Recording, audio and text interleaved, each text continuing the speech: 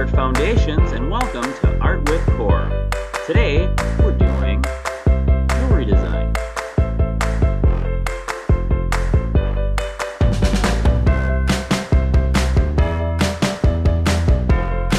Hello Art Foundations, welcome to Friday afternoon. Sorry I can't be here with you. I've got a few things I want to do today with you. One, I'm going to read you a little bit about a design process, a little bit about sketching.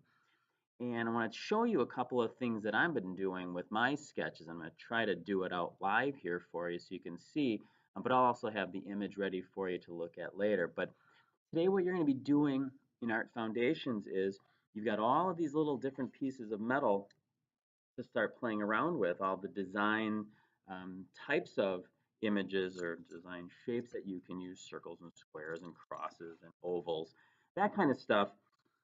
And what I want you to do today is really think outside of the box. I want you to think about designing jewelry and using these. Unfortunately, they're pretty specific shapes, but you can use some pretty interesting ideas and come up with some pretty creative ideas. I've got a number of books that are setting out, and please be careful with these because these are the departments, and Mrs. Zabo has really worked very hard to gather these books. But here are a number of books for you to kind of look through and find inspiration, and they'll be up front in the room. Oh, big reach. And so we got a lot of books here for you to look at, and the one I'm going to read to you from is Designing Jewelry by James Warwick, and there's a probably 4 or 5 minute bit that I'm going to read to you. But what I've started, you can see this, is I started to sketch out ideas. Now, what I didn't do was I didn't trace these objects. I'm just freehanding it. I'm just sketching things out. And one of the things that I enjoy about the sketching process is it doesn't take very long, and it doesn't have to be perfect. And so I want you to be thoughtful about that. So as I sketch out my ideas, all I'm doing is I'm kind of thinking out loud on a piece of paper, and I'm using design elements. As a designer, I really like the elements and principles of art, line and shape and form and the like. And so my ideas tend to be wrapped around that sense of abstraction. You guys don't have to have that as part of yours, but it's not a bad idea to be thinking about the ideas of the elements and principles. So while I was looking down and sketching, I came up with another one. That was probably what, 30 seconds or so? And I really enjoy these ideas of the rectangle and the circle, but I also have some other shapes. I've got some skinnier rectangles and an oval that I might be able to use. So without tracing it, I'm going to start playing around with these ideas. And that's what you're going to be doing today. Come up with as many ideas as you possibly can. And they don't have to be super finished, polished works of ideas. And I certainly don't want my sketches to influence your ideas at all, although if you're influenced by incredible drawing abilities, this doesn't certainly demonstrate my incredible drawing abilities, but it certainly shows that I've got some capacity to draw. The other thing that you have to keep in mind about this process is that you are absolutely you have to, are you listening to me in the back? You have to utilize both jump rings and the rivet, and you have to have multiple pieces. Now, so far, all of my designs have been pieces that have been joined together by jump rings, but as I continue to work out ideas, maybe I play around with some of these shapes, and I'm going to start thinking about riveting pieces together and also having jump rings that hold them together. Remember, they don't have to be wearable pieces of jewelry. These can be wall hangings. Oh yeah, this one's coming along nice. These can be wall hangings, something to that degree. So I'm playing around with different ideas. I'm playing around with overlap. I'm playing around with rivets, and I might find a way to have that be referenced. Now, I'm just organizing shapes together, and I haven't really thought about the design that's going to go on it yet. So I also want to consider that. What's the design? What's the pattern that I'm going to use? I think in my circles, I'm going to have lines. My ovals, I'll have these organic lines painted in. And then in my rectangles, I'll have some more geometry, maybe something specific like that as a contrast on a diagonal. Oh, I'm liking this idea. Avant Garde. Mr. Korb is going avant garde in here. Anyway, that's your goal today. I've got books out. You have sketchbooks. You've got time to think. Take a listen to my ideas. Well, not my ideas, but Warwick's ideas on what it is to draw. The other thing you might want to do is over by the sink area are your first bits of jewelry. I haven't graded them. I haven't even looked at them at this point. But take a look at what you've done. Think about the challenges you had. What were you happy with regarding your design? What were you unhappy with regarding your design? So you've got today, and it's a long period, but I highly encourage looking at these books, taking a look at what we've got here, and coming up with some really good avant-garde designs. When I see you next time, I want to see all of your sketches. And in the past, whatever, 6 minutes I've talked a lot, but I've drawn out 4 different ideas. And I can use these ideas to carry more and more ideas forward. And in the end, I'm going to have one where I will trace out all these shapes and I will spend a lot of time working out the very specific design so that when we see each other next time, I can begin to design my final work of avant-garde art that is using etching, riveting, and jump ringing to cold connect, to cold join these pieces together. Any questions, comments, concerns, let me know. Otherwise, I'll see you later. Bye. Oh, wait, you got to listen to my next section. So that'll be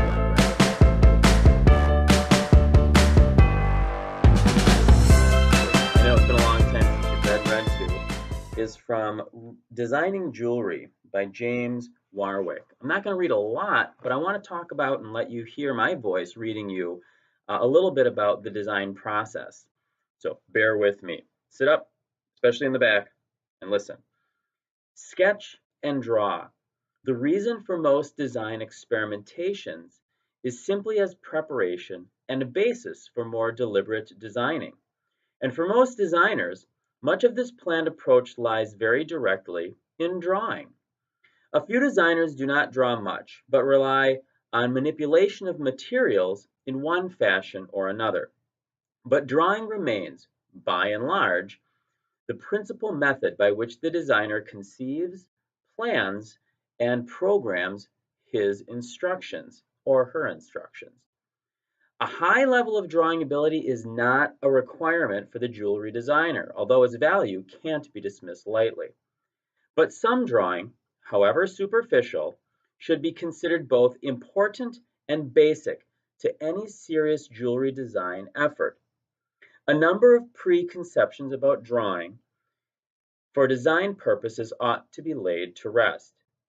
Many beginning craftsmen hold the erroneous notion that design drawings of jewelry must be deliberate and must be finished examples of graphic art. This notion holds that all drawings must be complete and all parts must be detailed and clarified. In most instances, this is simply not true. Now, for you, your initial ideas are going to be very rough sketches, but in the end, you do need to have one really good final idea so you know exactly what your design is going to look like. Indeed, very valuable design sketches may almost be indecipherable, their intent and detail clear only in the mind's eye of the designer, whose drawing serves them an opportunity to see their idea. So too, parts of the drawing may be little more than hazy doodles, simply because the designer has not resolved those particular parts, and they know they can later. Drawings, however roughly done they may be, allow the designer to see their concept in proportion, perhaps even with some indication of size. And not incidentally, sketching also serves the designer by giving them a valuable recording of the progress they're making in their design work.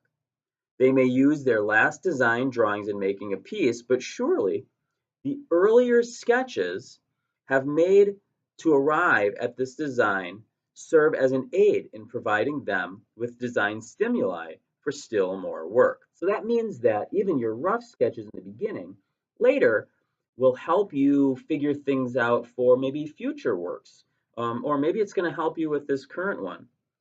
In this sense, very often the designer will find that a sketch made along the way has potential for some other design in the future. The most basic approach to designing is simply effected by doodling. As the term is used, it means those quick, little sketches that ramble on the paper. Doodle anything, however irrational the idea may seem initially. It is easier to modify simply wild ideas than to attempt to create without any basis at all. The doodle drawing is not to be a finished thing of beauty. So your sketches are not going to be beautiful. Well, they might be beautiful, but they don't have to be.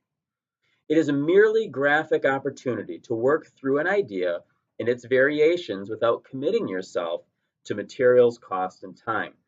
The sketch costs no more than the paper that it's penned on. And it's the time that you've got, and you've got time. Draw often. Draw a lot of things, and draw on anything. Do not feel obliged to finish a sketch, and do not hesitate to put fragments of sketches together. So you can take one idea from one sketch and combine it with another sketch, and maybe that's going to be your great idea. Do not hesitate to trace parts that appeal to you. During this drawing process, ask yourself if the part on one drawing would fit with the parts on another. Could a part be improved if it were made larger, or done backward, or upside down? Draw, and then draw some more. The time spent on doodling, or just fooling around with the pencil on paper, will pay dividends.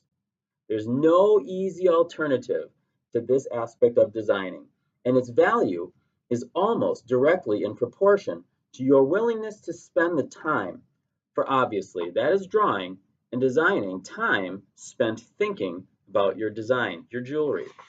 So we're going to spend time working on designs. I hope this little bit of this book helps you